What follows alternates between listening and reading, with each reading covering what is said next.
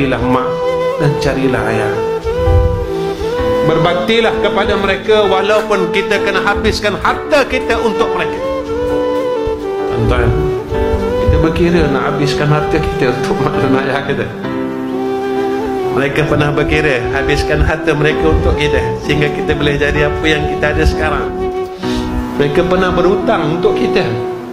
Mereka pernah tak tidur untuk kita. Kita kata kita hebat, kita orang alim, hafal Quran, kita orang bijak, kita banyak ilmu, tetapi kita gagal dengan mak dan ayah kita. Kita gagal dengan adik-beradik kita. Dan perkara ini yang ditekankan oleh Sayyidina Rasulullah Muhammad sallallahu alaihi wasallam. Antara seksa yang disegerakan oleh Allah adalah anak yang derhaka dengan mak dan ayah. Ingat, tuan-tuan, ada mak, ada ayah, balik, jangan besar kepala.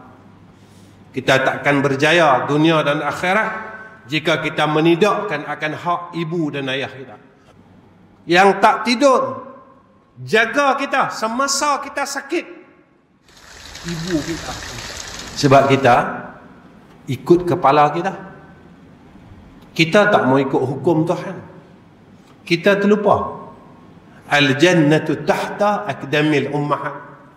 Syurga tu bawah tapak kaki ibu kita. Hak yang jaga kita, hak yang beli lampin kita, hak yang jual emas dia untuk beli susu kita sewaktu kita kecil. Maka kita takkan berjaya dunia dan akhirat. Kita doa pilah tuan-tuan sampai berkoyan-koyan sekalipun dalam ketika yang sama kita derhaka dengan ibu dan ayah kita. Kalau sampai sekarang kita masih tak mampu untuk bangun malam sujud dengan Allah, kita usahalah tuan-tuan.